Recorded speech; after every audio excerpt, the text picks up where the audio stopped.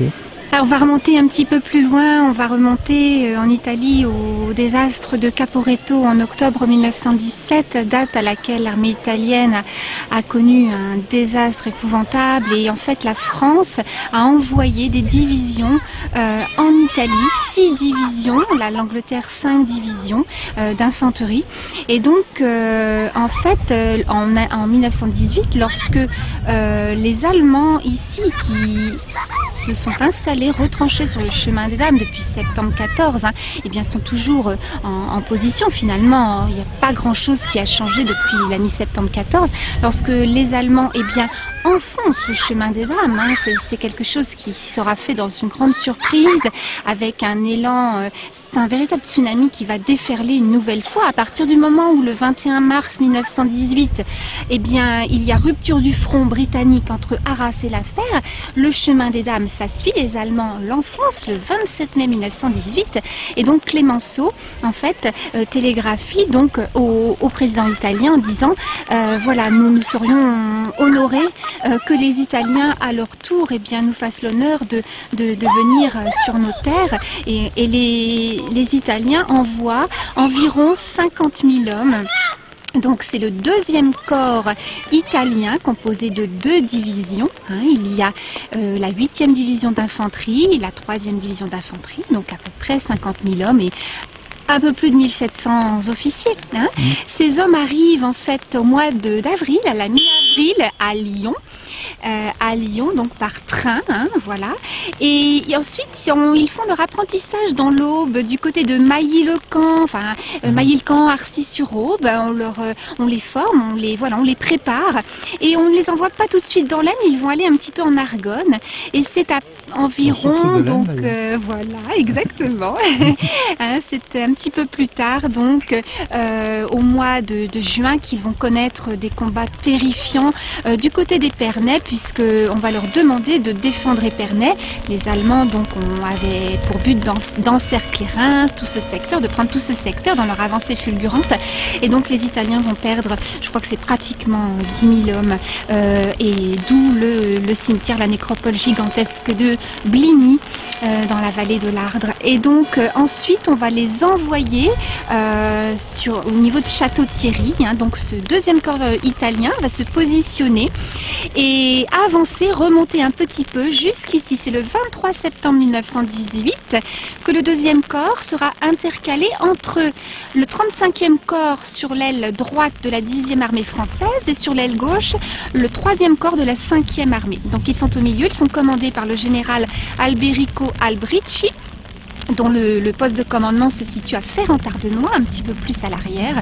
Et à partir du 23 septembre, à la fois donc avec les Français, ils vont lancer donc des offensives avec des préparations d'artillerie. L'artillerie de campagne se situe sur les hauteurs, à l'arrière, vers Saint-Marc, du côté des villages de Saint-Marc.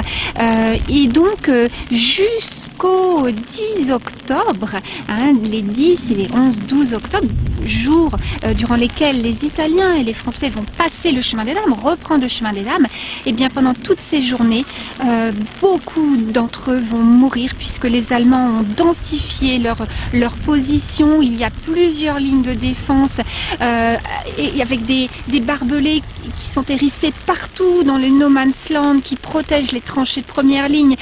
Ils ont vraiment densifier leur position et donc il y a des préparations d'artillerie, des assauts très meurtriers, les pertes sont très graves, très lourdes et malgré tout ils s'arrêtent par moments, ils reprennent un petit peu d'oxygène ou ils se réorganiser et repartent à l'assaut. Vous voyez, c'est comme des bons pour grignoter petit à petit le terrain. Ils y parviennent et donc le 3 octobre par contre je précise que les Italiens, le deuxième corps passe sous le commandement du général français Mangin qui est à la tête de la 10e armée qui va libérer jusqu'au Rhin et donc On peut considérer que les 10-11 octobre, la ferme de Malval sur la crête du chemin des Dames, Cerny-en-Lannoy sont repris.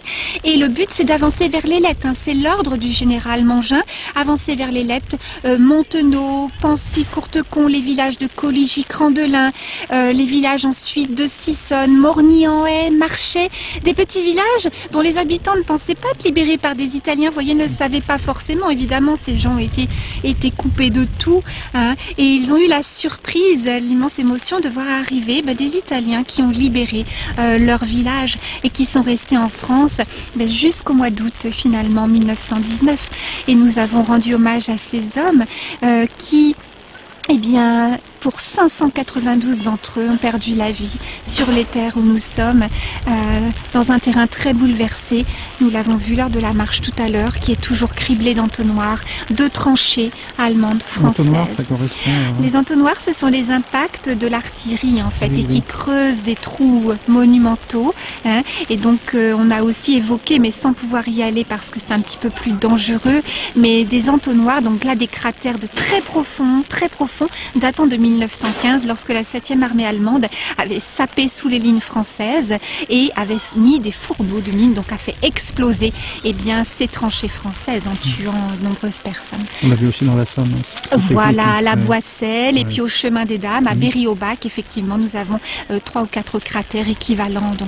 L'Ailette, et ensuite l'Ailette, 22 ans plus tard, c'était la bataille de l'Ailette, mais de la Seconde Guerre mondiale. Oui, en 1940. Et autour de Maniton, voilà, exactement. Donc c'est une terre ici, bien sûr, sa géologie particulière, sa topographie particulière a fait que, bien évidemment, alors pour ce qui est de la Première Guerre mondiale, le front s'est stabilisé ici et vous voyez, il a fallu 4 ans pour libérer tout cela. Et aujourd'hui, c'était beaucoup d'émotion, bien sûr, d'avoir nos amis italiens et d'avoir aussi la présence de l'ambassadeur d'Allemagne en France, donc une grande émotion. Voilà, encore une fois... C'est vrai que les Français ne connaissent pas bien ils connaissent peu le rôle de l'Italie pendant la Première Guerre mondiale. Tout à fait, oui, monsieur. On n'a gardé que le souvenir, malheureusement, de la Seconde Guerre mondiale. Voilà, exactement. Et nous, dans notre métier de guide, nous nous attachons justement à... Voilà, parce que lorsqu'on parle du chemin des Dames, effectivement, pour des gens, on fait visiter la crête, mais il n'y a pas que la crête, il y a toutes les vallées des deux côtés. Et nous nous attachons avec l'équipe de la Caverne du Dragon et toutes les structures. Voilà, nous sommes tous ensemble pour essayer de montrer aux gens, leur faire comprendre qu'un tout petit peu plus loin, il y a effectivement là les Italiens, il y a les Danois, un peu plus loin. Le monde entier en fait s'est battu pendant cette guerre. D'où le nom de guerre mondiale. D'où le nom de la Première Guerre mondiale. Les Suédois sont aussi illustrés dans la reconstruction de crânes. Tout à fait. Ils ont financé donc la reconstruction de crânes notamment. On fait le tour du monde en fait ici et on ne les oublie pas. La preuve avec cette journée mémorable. Très effectivement, le positionnement du 2e corps d'armée italien entre les 2 corps d'armée de 2 armées françaises, et nous avions une vue assez incroyable sur la vallée. Maintenant, à partir d'ici, vous devez bien réaliser que vous êtes en présence, en face de vous, moi je tourne le dos, à un secteur ici que l'on appelle pendant la guerre le No Man's Land. Qui n'en a pas entendu parler dans les films, cours de visite? C'est un endroit qui sépare 2 camps, effectivement. Donc dans votre dos, dans ces bois que vous voyez très denses, il faut savoir que les 100 ans qui ont passé n'ont absolument rien changé. Et bien des positions allemandes qui sont dans votre dos, et tout est resté marqué comme pendant la guerre et à la fin de la guerre. Vous devez savoir que dans le secteur, il y a eu 30 à 50 millions d'obus qui ont été lancés, de tous bords confondus, allemands, français, britanniques, etc. Ça représente 30 à 50 millions d'obus, une érosion naturelle de 10 000 ans pour 4 ans de guerre. Donc, c'est-à-dire que ça déplace à l'hectare 2500 m3 à 5000 m3 de terre. Donc, tout est resté très marqué. Et donc, à partir de ce début d'année 18, vous savez que l'année 18, c'est une année où le mouvement va reprendre. Les Allemands, en fait, ont fait la rupture le 21 mars sur le front, la rupture au niveau du front des Britanniques, donc entre Arras et la Fère. Et l'offensive du chemin des dames, en grande surprise, le 27 mai 1918, va faire que cette armée allemande va repartir à toute vitesse vers le Tardenois, et puis il y aura donc la contre-offensive alliée, donc dans le secteur de Château-Thierry au sud de l'Aisne, à Villers-Cotterêts, avec les Américains, tout ça, vous le savez.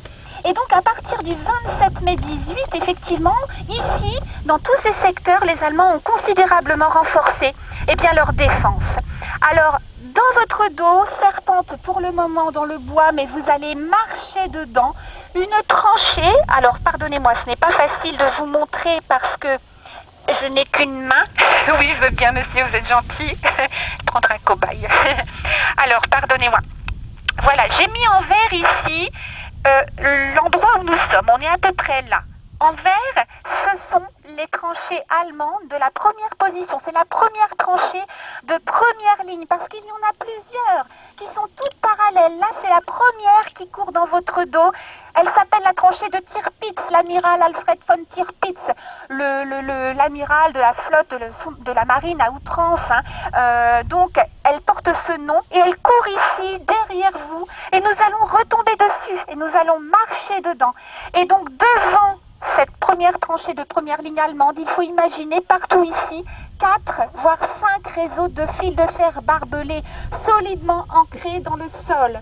Donc les soldats italiens et les soldats français vont venir de leur tranchée en jaune, alors ici, un peu plus bas, donc là c'est le No Man's Land, et au niveau des arbres qui sont là-bas, vous avez les premières tranchées françaises et italiennes. Donc c'est d'ici qu'ils vont s'élancer. Et le drame dans cette guerre, on peut mourir de tout, toutes les armes, évidemment, on peut mourir parce qu'un avion laisse tomber une bombe, on peut mourir de l'artillerie française d'ailleurs, qui couvre aussi l'avancée italienne, elle tire des positions là-bas de Saint-Marc, le 237e régiment d'artillerie de campagne lance des obus qui vont précéder l'avancée des fantassins. Cet espace est criblé de mitrailleuses. Ce sont les mitrailleuses, les faucheuses d'hommes qui vont faire le plus de morts dans cette guerre. Et les hommes sont pris dans les tirs croisés et n'ont véritablement aucune chance. Donc à partir de maintenant, vous allez vraiment découvrir ce qu'est une tranchée allemande de première ligne, de première position. Donc on continue un tout petit peu et après le tournant, on va se trouver face à elle. Merci beaucoup. À votre disposition. Merci beaucoup. Pardonnez-moi. Boyaux communiquant entre les tranchées, entre les différentes positions, première, deuxième, troisième, quatrième, relayées par des boyaux. À n'en plus finir, c'est une véritable toile d'araignée qui s'est dessinée sur ces terres. Il faut quand même être bien conscient que quand on se promène ici, on ne se promène pas comme ailleurs, dans d'autres lieux évidemment, on est sur le front occidental, mais dans tout ce secteur, sur 4 ans de guerre, il faut quand même bien penser que le nombre de morts, italiens, français, allemands, américains, un petit peu ici, pas trop, mais un petit peu dans ce secteur britannique, ça représente un homme qui tombe tous les 10 cm. À chaque fois que vous marchez, vous avez donc plusieurs hommes qui sont tombés ici. Regardez comment la forêt est encore marquée, on le voit bien. On est aussi dans des secteurs où évidemment il y a du calcaire. C'est truffé de carrières, partout de calcaire, de ce calcaire du Lutétien qui servira aux hommes de tous les côtés, comme lieu pour se cacher, pour se positionner et attendre que l'artillerie déverse une quantité astronomique d'obus. Alors les positions allemandes qui sont donc ici, lorsque les Français tirent, les tirs d'artillerie qui précèdent les offensives, là le 23 septembre, on va commencer côté français avec les Italiens à jeter des ponts sur l'Aisne, le canal, pour faire passer les troupes. On passe l'Aisne à Chamonix, les Italiens passent à Chamonix. Et donc, il y a toujours les tirs préparatifs d'artillerie. Ensuite, les fantassins s'élancent, mais lorsqu'il y a les tirs, les Allemands s'abritent dans les carrières, dans les creutes, et donc, au moment où les fantassins s'élancent, ce sont des milliers de mitrailleuses qui ressortent et qui crépitent dans tous les sens. Donc effectivement, hein, le no man's land, c'est un endroit épouvantable. Hein. Il faut passer les barbelés et il faut essayer de passer au travers eh bien, des mitrailleuses, de ces faucheuses d'hommes. Donc les batailles ici vont durer, la bataille va durer pendant plusieurs jours. Tirs préparatifs d'artillerie, élan des fantassins, des pertes très lourdes, très graves. Les Italiens vont perdre énormément d'hommes. Les élans sont suspendus par moments, quelques heures. Et il faut savoir que le 3 octobre 1918, le 2e corps d'armée italien repasse sous les ordres en fait du général Mangin, qui est à la tête de la 10e armée et qui lui effectivement va libérer donc jusqu'en Rhénanie. Hein. Donc du coup à partir du 3 octobre, l'objectif que Mangin fixe c'est l'Ailette, la vallée de l'Ailette. Et donc du 3 octobre jusqu'au 10, 11, 12 octobre, eh bien le 2e corps d'armée italien va réussir à libérer tout ce secteur, à faire reculer donc la 7e armée allemande, commandée par le général von Boehm, et donc ça va remonter jusqu'à la crête du chemin des Dames, et libérer donc la ferme de Malval, Cerny-en-Lanois, le 12 octobre 1918, et puis après ça va se prolonger dans la vallée de l'Ailette, avec des villages comme Chamouille, Pancy-Courtecon, libérés par les Italiens, avec des villages comme Montenot, Coligny-Crandelin, Morgny-en-Haye, Sissonne, Marché, des petits villages qui parfois n'imaginaient pas voir arriver les Italiens, et ça a été une grande surprise parce qu'ils n'étaient pas forcément au courant des opérations militaires. Grande surprise de voir arriver le 2e corps d'armée italien qui les a libérés. Hein, beaucoup d'émotions. Alors on va arriver au niveau de cette tranchée. Alors je vous demanderai de faire très attention. Si certains ne se sentent pas de passer dedans, alors attention, c'est tout à fait praticable. Hein, il n'y a pas de souci, ne vous inquiétez pas, il y a des feuilles, c'est praticable. Mais si certains ne le souhaitent pas, je vais me positionner, je vais vous montrer, il y a un petit chemin qui continuera tout droit et on vous retrouvera. On fait juste un petit crochet, une petite boucle sur la gauche. Droit, comme vous voulez. Mais il n'y a pas de risque, ne vous inquiétez pas. Hein. Mais au moins, vous serez dans une tranchée d'à peu près 2 mètres, 2 mètres 50 de profondeur pendant la guerre, et qui sont des tranchées faites en zigzag, et qui permettent le secours, le transport de blessés éventuellement.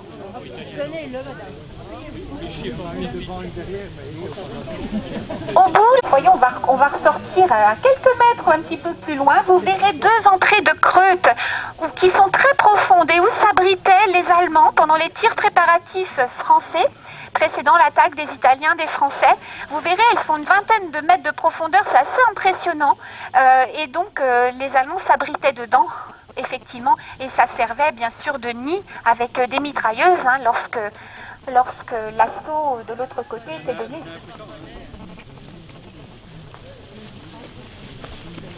Je vais descendre aussi. Puis après, il n'y avait plus d'arbres. Hein. Oui, tout est haché, il n'y a plus de végétation. Hein. À partir de 17 notamment, il n'y a plus rien. Hein. Tout est déchiqueté, ce ne sont plus que des chandelles comme on appelle. Il n'y a plus de végétation, les bois sont hachés. Par endroits, on distingue encore quelques petits morceaux de béton, mais vous voyez que c'est vraiment très authentique.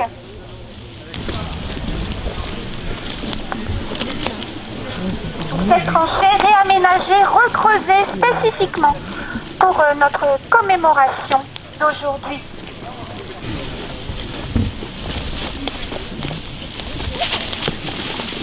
Vous pouvez continuer un petit peu. Vous voyez bien le trou d'obus qui est juste là au-dessus de la cagna, hein, qui a frappé juste au-dessus. L'eau qui court, et la tranchée de Tirpitz, elle repart comme ça dans la forêt. Hein. Elle repart à partir d'ici, là, elle continue la tranchée sur la droite. Et c'est interminable. Le beau champ, il est en train un petit peu de s'illuminer avec un petit rayon de soleil. Vous allez retrouver le maintenant et nous approchons des tranchées françaises.